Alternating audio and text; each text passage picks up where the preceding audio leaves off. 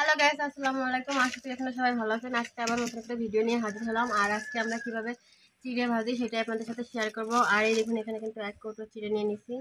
আর এই চিড়েটা কিন্তু বন্ধুরা আমরা ভাঙাইছি ধান দিয়ে।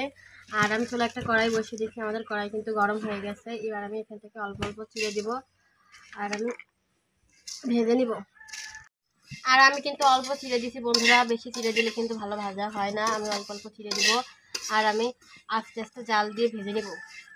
আর এই দেখুন, আমাদের চিড়ে ভাজা কিন্তু হয়ে গেছে। আর এই দেখুন কতটা মশা হয়েছে, এই দিলেই কিন্তু গুঁড়ো হয়ে যাচ্ছে। আমি একটা কড়াই নামিয়ে নেব। আর এইভাবে কিন্তু আমি যে কটা চিড়ে ভাজবো সেটাই ভেজে নেব। তো এই দেখুন বন্ধুরা, আমাদের কিন্তু ভাজা হয়ে গেছে। আর আমি কিন্তু 3 বার দিয়ে ভেজে নিচ্ছি। আর আমি কিন্তু এইগুলো কুলো দিয়ে কিন্তু ঝেড়ে নিচ্ছি। এই দেখুন, এই তলে কিন্তু কোনো রকমের কোনো ছোটো ছোটো যে চিড়েগুলো পুড়ে যায় সেগুলো কিন্তু নাই। আমি কিন্তু সবই ঝেড়ে ফেলে দিচ্ছি। আর চুলায় কড়াই বসিয়ে দিচ্ছি। এবার দিয়ে দেবো পরিমাণ মতো সয়াবিন তেল। আর চিড়ে চিড়ে ভাজায় কিন্তু একটু তেল বেশি দিলে ভালো হয়। আমি কিন্তু একটু তেল বেশি দিয়ে দিচ্ছি। এখানে কিন্তু আমি মরিচ আর পেঁয়াজ কুচি করে নিচ্ছি। আর এখানে নিচ্ছি রসুন কুচি।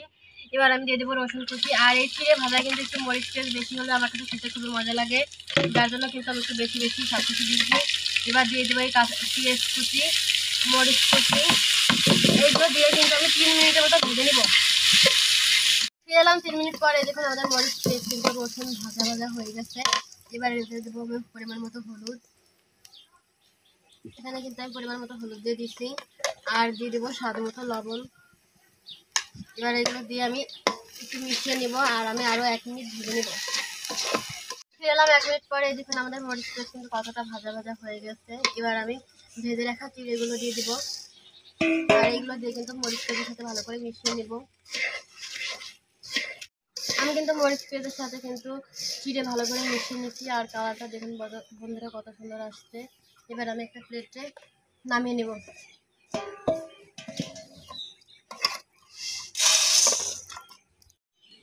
তো এই দেখুন, আমি কিন্তু একটা ডিশে নামিয়ে নিচ্ছি।